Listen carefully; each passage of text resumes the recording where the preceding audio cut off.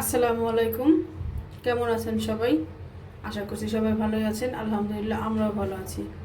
আজকে আমি আপনাদের দেখাবো কিভাবে পাঙ্গাস মাছ পরিষ্কার করে তারপর রান্না করতে হয়। এখন আমি পাঙ্গাস মাছটা ভালো করে ঘষে ঘষে পরিষ্কার করে নিব। এর জন্য আমি নিয়েছি এখানে একটা ছোবা।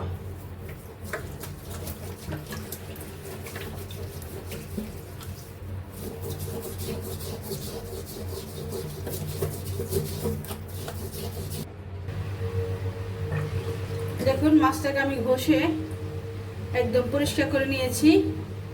এবার মাছটা আমি ভালো মতো কেটে নিব। দেখেন আমি মাছটাকে ভালো মতো কেটে নিয়েছি। এবার আমি ভালো করে ধুয়ে নেব। লবণ আর লেবুর রস,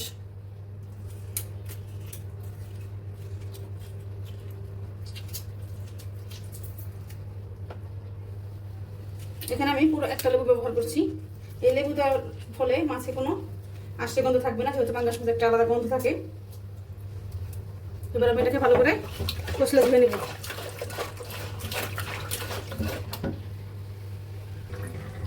আমার মাছ ধোয়া পুরোপুরি শেষ। এবার মাছগুলো রান্না করব। যতগুলো লাগবে ঠিক ততগুলো পিসে নিব। আমি যে পাঙ্গাস মাছগুলো ধুয়ে রেখেছিলাম ওগুলো এখন রান্না করবো। কড়াইতে তেল দিয়ে দিয়েছি, তেলটা গরম হয়ে গেছে। এবার দিয়ে দেবো পেঁয়াজ আর কাঁচামরিচ কুচি।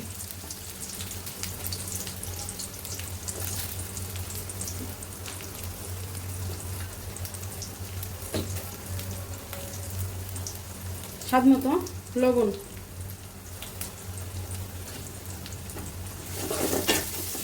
এবার পেঁয়াজগুলোকে ভালো ভালো ভালো করে ভাজা ভাজা করে নেব। মশলা ভাজা ভাজা হয়ে গেছে। এখন দিয়ে দেবো আদা রসুন বাটা।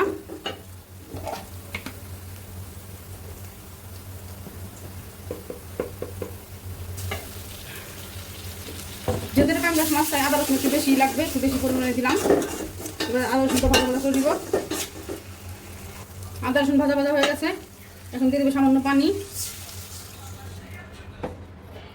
আর মশলা।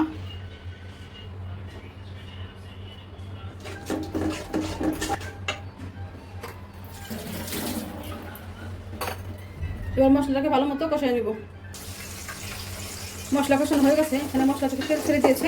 এবার মাছ দিয়ে দিব।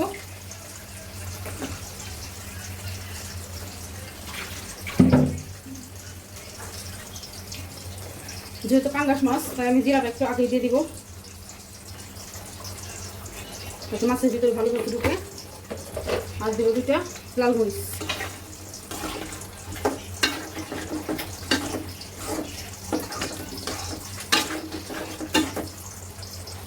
এভাবে আমি ভালো করে রান্না করে নেব। মাছ ভালো মতো মশলার সাথে কষিয়ে নিয়েছি। এবার দিয়ে দিব ঝোলের পানি।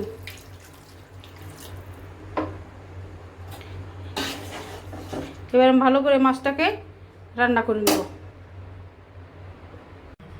দেখেন আমার মাছ রান্না কিন্তু একদম হয়ে গেছে।